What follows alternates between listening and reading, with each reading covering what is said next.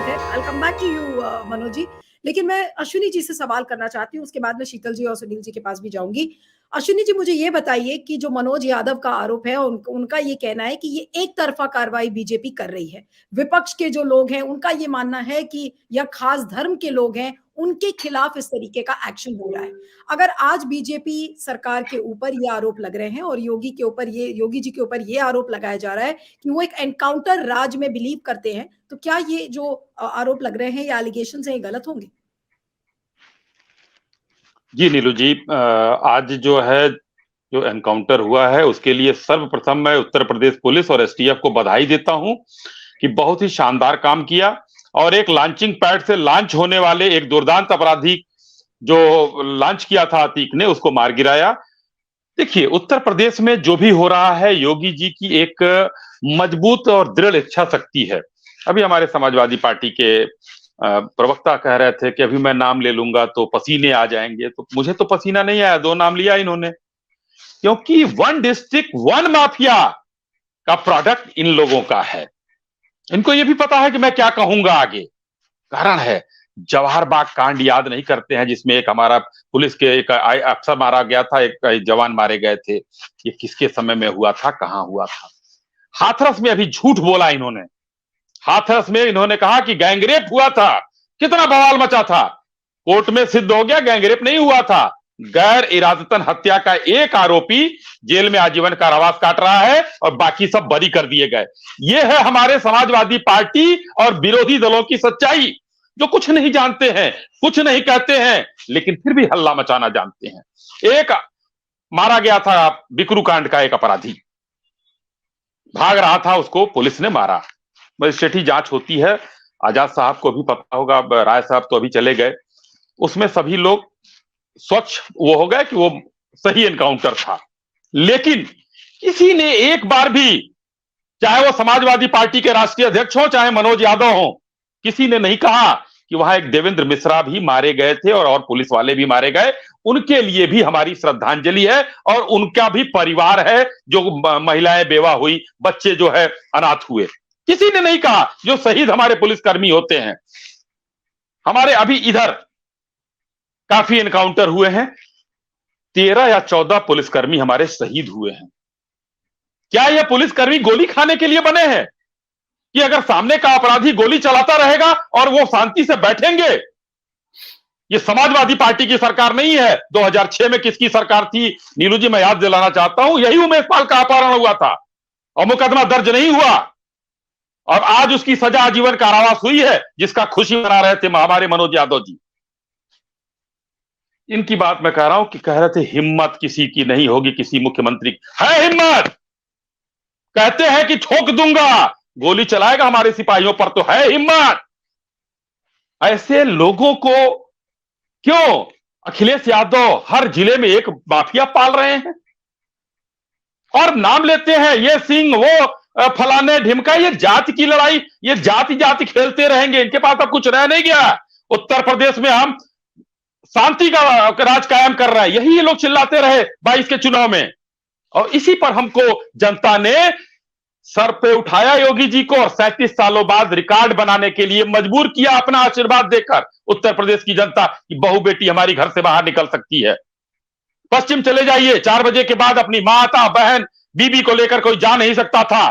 Samajwadi party के द्वारा समर्थित, बहुजन समाज पार्टी के द्वारा समर्थित अपराधियों और आतंकियों ने इस तरीके की बात की थी। और इन लोग क्या कहेंगे? आतंकवादियों को छोड़ने के लिए चिट्ठी लिखते हैं, हाईकोर्ट डांटता है कि पद्मश्री दे देंगे, और ये अखिलेश यादव और अखिलेश यादव की पार्टी बात करेगी।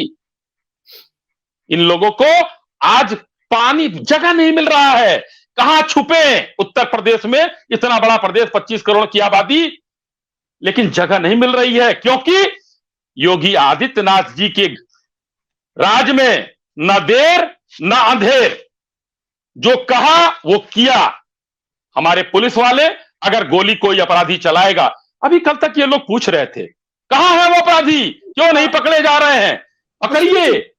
अश्विनी जी, जो आपको उदाहरण दिए हैं, लेकिन उसी योगी सरकार के ऊपर ये भी आरोप लगता है कि एक एनकाउंटर राज है, पुलिस राज आपने बना दिया है, पुलिस या तंत्र। मैं उसका भी जवाब देता हूं जी।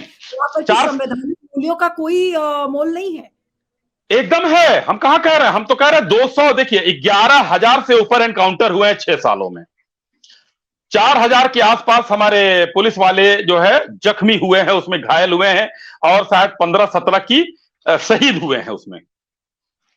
और उसमें 200 अपराधी के आस 183 या 84 मारे गए हैं अपराधी। 77 लाख अपराध जो है पोर्टल पर हमने दिया है, कोई भी देख सकता है। 77 लाख अपराध का ब्यौरा है पोर्टल पर, कोई भी देख सकता है। नीलू जी, पहले ये नहीं हुआ करता था। थोड़ा सा एक लिस्ट मेरे पास है। 65,000 लोगों को गैंगस्टर में हमने बंद किया है। रासुका में 900 लोगों को बंद किया है। 2800 करोड़ की संपत्ति जब्त हुई है। एनकाउंटर का मैंने बता दिया। महिला अपराधों में जो लोग लिप्त थे उसकी मैं बात बता रहा हूं। 18 महीनों में 35 की को फांसी हुई है, और 11,212 लोगों को सजा हुई है। 1,000 को आजीवन कारावास, इस 11,000 में से 1,000 को 10 वर्ष से ज्यादा की सजा, 2,000 को 10 वर्ष से कम, और उसके नीचे की सजा इन लोगों को हुई है। यह है हमारा फास्ट ट्रैक कोर्ट, हमने बनाया है। फास्ट ट्रैक कोर्ट काम कर रहा है। आज नीलू जी 400 से ऊपर एनकाउंटर हुए थे मुलायम सिंह जी की और अखिलेश जी की सरकार में। तो क्या इन लोगों की सरकार एनकाउंटर वाली नहीं थी? आज अपराधियों की भाषा बोल रहे हैं। राम गोपाल जी उस दिन आंसू बहा रहे थे। बेचारा अतीक, उसको मारा जा सकता है, एनकाउंटर किया जा सकता है, ये राम गोपाल जी प्रेस कॉन्फ्रेंस करके कह रहे थे। शर्म आनी चाहिए इन लोगों को, अपराधियों को प्रश्रय देने के। और तो और 3 घटनाएं मैं बोल के अपनी बात को समाप्त करूंगा। यही अतीक अहमद अपराधी है जिसने 13 या 18 पुलिस वालों को अपने घर में कैद कर रखा था। यही माफिया मुख्तार अंसारी है जिसने कोतवाली में ताला लगा दिया था। यही आजम खां जो संसदीय कार्य मंत्री इनके हुआ करते थे, एक एसपी को 3 घंटे अपने घर पे खड़ा रहने की सजा दिया था। ये 3 बातें मुझे कहना था कि ये चीजें इन लोगों के सत्ता में रहते हुए होती थी। उत्तर प्रदेश की पुलिस भैंसे ढूंढती थी, आज की पुलिस अपराधी को ढूंढती है, और अगर वो गोली चलाता है तो उसके सीने में गोली दागने का काम करती है। इकबाल बुलंद है पुलिस का, और जय हो योगी जी कि आपने उत्तर प्रदेश को एक उत्तम नहीं सर्वोत्तम बनाने की तरफ कदम बढ़ाया है। जी मनोज जी, मैं आपको देख रही थी, आप हाथ उठा के कुछ बोलना चाह रहे थे। मैं आपके पास आती हूँ, लेकिन मैं शीतल जी से कमेंट चाहती हूँ। I come to you, I come to you, I give you your chance. Sheetal ji, मैं जानना चाहती हूँ कि आज असद अहमद का एनकाउंटर हुआ है। आज किन किन पहलुओं पर एक्चुअली हमें बात करनी चाहिए? क्या टेक अवे है इस एनकाउंटर का? इसके पहले भी हमने देखे कितने एनकाउंटर्स हुए हैं। अभी खुद अश्विनी शाही जी ने ब्यौरा दिया कि पिछले 6 सालों में कितने एनकाउंटर्स हो चुके हैं। क्या एनकाउंटर्स को हम जस्टिफाई कर सकते हैं ये कह के कि देखिए, पुलिस के ऊपर कोई अटैक करेगा तो पुलिस मूक दर्शक नहीं बन पाएगी? आज ये बात सिद्धार्थ नाथ सिंह ने भी कही एक टीवी चैनल पर थोड़ी देर पहले कि क्या पुलिस देखती रहेगी? ये तो प्रोटोकॉल बुक में है कि भाई पुलिस के ऊपर अगर कोई अटैक कर रहा है तो police is free to kill that person. आज क्या कहेंगे इस पर, असद अहमद के एनकाउंटर पर? जी सर। देखिए, विधानसभा में हमारे मुख्यमंत्री जी ने आवेश में आके कहा था, क्योंकि सामने से जो नेता विरोधी दल अखिलेश यादव है, उन्होंने इस घटना पर तंज किया था, और वो आवेश में आ गए थे, और उन्होंने कहा था कि मैं इस माफिया को मिट्टी में मिला दूंगा। तो उसके बाद 2-3 दिन के भीतर ही उसमें से 2 लोग, एक ड्राइवर था और एक उसमें शामिल था, ऐसा बताया पुलिस ने। वीडियोस भी हैं, तो ये तो सही है कि वो लोग कोई नेक नीयत वाले लोग तो नहीं थे, लेकिन पता नहीं उस ड्राइवर का कोई रोल था कि नहीं था। लेकिन 2 लोग एनकाउंटर में मारे गए, और बाकी लोग फरार थे। उन पे इनाम बढ़ते रहे। 5-5 लाख रुपए के आसपास इनाम इन पर हो चुके थे अब तक। अब उनमें से 2 और लोगों के, जिसमें से एक अतीक अहमद नाम के जो माफिया हैं, उनका पुत्र है, और उसे गोली चलाते हुए उसके वीडियो सबने देखे थे। वो मारा गया है, और एक और व्यक्ति जो उस हत्याकांड में एक दुकान में खड़ा था और वहां से निकल के उसने भी गोलियां चलाई थी, ऐसा वीडियोस जो आए थे उस समय उसमें था, वो मारा गया है, जिसके आज डिटेल्स आए हैं। तो ये अब तक ये साबित हो रहा है कि जो लोग उस हत्याकांड में शामिल थे एक्टिव तौर पर, वो सब मुठभेड़ कर रहे हैं सब के सब, और सब मुठभेड़ में मारे जा रहे हैं। तो ये संयोग भी हो सकता है, रियलिटी भी हो सकती है, और ये सारा का सारा आर्टिफिशियल भी हो सकता है। हमारे सामने दोनों बातें हैं। अभी चूंकि हमारे पास तथ्य उसके नहीं आए हैं कि आज जो हुआ वो क्या हुआ, जैसा राय साहब अभी बता के गए हैं, तो उस पर कुछ भी कहना ऐसी स्थिति में ठीक नहीं होगा। ये सही है कि हमने जो न्याय प्रणाली अख्तियार कर रखी है, उसके तहत होना कुछ दूसरा चाहिए। अगर जो आरोप है वो सही नहीं है तब, अगर सचमुच में मुठभेड़ हुई है और वो मारे गए हैं, तो मारे गए हैं, तो उसमें कोई क्या कह सकता है। निश्चित तौर पर पुलिस पर अगर कोई गोली चलाएगा, तो पुलिस उन पर प्रतिक्रिया में अपनी आत्मरक्षा के लिए गोली चलाएगी और उसमें मृत्यु होना, ऐसा जैसा बताया गया कि पिछली सरकारों के ज़माने में भी लोग मरे हैं, हम लोग लगातार देखते ही आए हैं कि बिल्कुल ऐसा होता रहा है। लेकिन ये सच है कि हम लोग थोड़ा-सा प्रशासनिक कार्यवाही में भी और अपने जीवन के आचार-विचार और बोलचाल में भी सामंतवादी मूल्यों का प्रतिनिधित्व करते हुए नज़र आते हैं। उसमें बदला लेने वगैरह की चीज़ होती है, हम जानते हैं इस बात को। तो ये दुर्भाग्य है कि लोकतांत्रिक जो हमारी शिक्षा-दीक्षा है, वो इतनी सामर्थ्य पैदा नहीं कर सकी कि हमारे राजनेता इस तरह के प्रसंग को लोकतांत्रिक तौर-तरीके, लोकतांत्रिक भाषा से निभाते और लोगों के सामने वैसी नज़ीर पेश करते जैसी उम्मीद की जाती है किसी भी लोकतांत्रिक समाज में। हम चूँकि दुनिया के सबसे बड़े आबादी के लिहाज से लोकतांत्रिक समाज हैं, तो दुनिया हमसे बहुत ज़्यादा अपेक्षाएँ करती है। तो जिस तरह से इस मामले में चीज़ें आ रही हैं, उनसे निश्चित तौर पर संदेह होंगे। ठीक है, आज का दिन जिस तरह से इन लोगों ने हत्या की थी और वीडियो लोगों के पास उपलब्ध थे, लोगों की भावनाएँ भी इनके विरुद्ध हैं पूरी तरह से, तो इनके मारे जाने पर एक औसतन चूँकि समाज का बहुमत भी उनके विरुद्ध है, हमारा जो सामाजिक वर्गीकरण है वो भी उनके विरुद्ध है, तो एक औसतन इसका एक राजनैतिक लाभ अगर आप समझे तो निश्चित तौर पर योगी जी और उनके दल को मिल रहा है, मिलेगा। हमारे यहाँ बहुत सारे फैसले हम राजनैतिक लाभ हानि की दृष्टि से करते हैं। कोई एक ही नहीं, ऐसा नहीं कि योगी जी करते हैं और दूसरों ने नहीं किया है, ये कहना तो गलत होगा।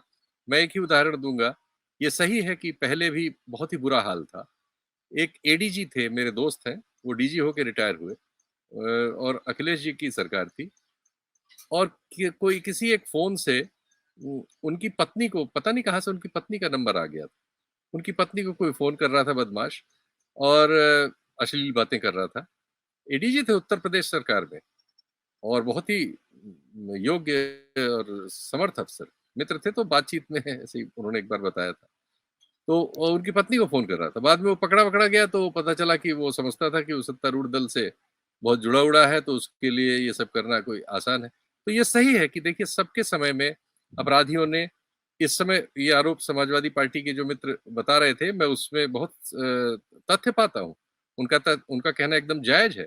बहुत सारे अपराधी हमारे समाज में ऐसा नहीं कि इस समय नहीं है और उनको संरक्षण नहीं मिल रहा है, जिसमें उनकी जाति की या सामाजिक रूप से जो वो एक विशिष्ट स्थिति में है, एक सवर्ण जातियों से आते हैं, उसकी भी भूमिका है।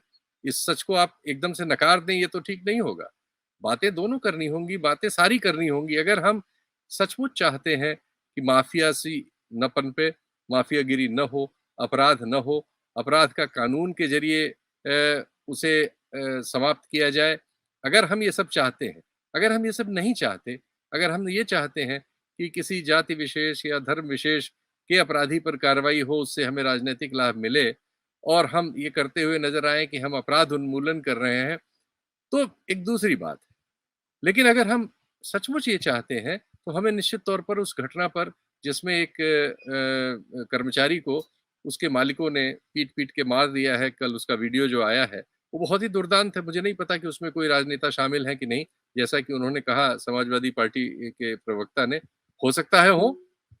तो ये भी बहुत ही विभत्स घटना है, वो घटना कोई कम विभत्स नहीं है कि मारने वालों ने न सिर्फ उसको पीटा दिन भर, उसके वीडियो बनाए, वीडियो रिलीज़ किए पब्लिक में। एक तो सबसे बड़ी इस हमारे दौर में जो स्थिति हो रही है कि बहुत सारे हिंसक मामलों में जो लोग अपने को ये समझते हैं कि उनका कानून उस तरह से उपचार नहीं करेगा जैसा इस मामले में कर रहा है, तो वो ऐसे मामलों के वीडियो बनाते हैं, वीडियो जारी करते हैं। बहुत से लोग एक दूसरी कम्युनिटी को तबाह करने, बर्बाद करने के वीडियो बनाते हैं, वीडियो जारी करते हैं। उनका हम जानते हैं कुछ नहीं बिगड़ता। सुप्रीम कोर्ट के बार-बार ये कहने के बावजूद कि हेट स्पीच पर कार्रवाई हो, हम देखते हैं गाजियाबाद के उस बाबा का कुछ नहीं बिगड़ता। एक आध बार कुछ छोटा होता उसकी ज़मानत हो जाती है। ऐसे अन्य बहुत सारे लोग हैं। तो देखिए बहुत सारी बातें गुथी हुई हैं, जिनमें सभी किस्म की राजनीति और सभी किस्म के राजनेताओं का नकारात्मक हाथ है। इसे हमें ईमानदारी से स्वीकार करना होगा। अगर हम सचमुच में अपराध पर रोक लगाना चाहते हैं, हम सचमुच में नहीं चाहते कि हमारे समाज में माफियोसी जैसी चीज पनपे, लोग डरा धमका के, गैंग बना के किसी का जीना मुहाल करें, किसी को जान से मार दें ऐसे दिन दहाड़े गैंग बना के, ये सब चीजें ऐसी हैं जिनके लिए आपको कानून कायदे में कुशलता और वो तकाजे जो मानवीय हैं, स्वीकृत है, सही है, उनका उपयोग करते हुए एक नतीजे तक पहुंचना बेहतर होगा। जैसा राय साहब ने बहुत अच्छा कहा कि उनको सबसे ज्यादा खुशी इस बात से हुई कि इस माफिया को आजीवन कारावास हुआ अभी 2 दिन पहले। वो ज्यादा बड़ी बात है। अगर ये इन्हीं लोगों को जिनको अगर इसमें इनको मुठभेड़ में पकड़ के नहीं मारा गया है, अगर मारा गया है, तो अगर इनको पकड़ के और एक तेज गति से चलने वाली अदालतों में सजा दिला के और आजन्म कारावास या जो भी इसमें दंड बनता, अधिकतम चूंकि ऐसे हीनियस क्राइम था, इसमें तो मैक्सिमम दंड बनता ही बनता। अगर कानून कायदा अपना काम पूरा करता तो ये तो पूरे जीवन भर के लिए अभिशप्त थे। बहुत सारे आतंकवादी जो पंजाब के मामलों के और अन्य मामलों के जेलों में सड़ नहीं रहे क्या? इस देश में अगर ये सामर्थ्य नहीं है कि वो अपने जेलों में अपने कैदियों को ठीक से रख सके और उनको उनकी सजा का भुगतान करने तक उनको रख सके, उसकी जगह वो वहां षड्यंत्र करें और बड़े बड़े नए नए अपराध करें इस तरह के, जैसा उमेश पाल की हत्या में हुआ, तो ये हमारी वो भी तो बहुत बड़ी कमजोरी है कि ये जब हम ये मान रहे हैं इसके विवेचन में कि ये सारे अपराध की पूरी जो प्लानिंग हुई वो जेलों में बैठ के हुई, तो इसका मतलब हम जो जेल व्यवस्था चला रहे हैं उसमें बहुत दोष आ चुके हैं कि जेलों से माफिया बैठ के संचालन कर रहे हैं अपने अपने गिरोहों का, हत्या के आदेश दे रहे हैं, हत्यारों से मीटिंग कर रहे हैं बुला के जेल में, और बहुत सारे जेल के कर्मचारी उनके साथ मिले हुए हैं। ये तो हम रोज ये खबर पाते हैं ना। तो ये सारे बहुत सारे सवालों को हमें एक साथ लेना होगा। किसी एक परिघटना से उत्तेजना जरूर पैदा होती है और उत्तेजना में हम बहुत सारी बातें वैसी कह सकते हैं जो हमें नहीं कहना चाहिए। एक मतलब जब हमारा विवेक नॉर्मल रहेगा तो हम उसे उस तरह से शायद न कहें, जैसा कि सदन में हुआ और शायद उसकी प्रतिक्रिया अब ये सब हो रही है। तो ज्यादा बेहतर होता कि इनको कानून के जरिए वहां पहुंचाया जाता जहां पहुंचाने की इच्छा हमारे मुख्यमंत्री जी रख रहे थे। लेकिन अब चूंकि इस समय वातावरण ऐसा है कि ज्यादा स्वर सोशल मीडिया से लेके हर जगह, यहाँ तक कि मेरी बिरादरी के बहुत सारे पत्रकार भी भावना में बह गए हैं।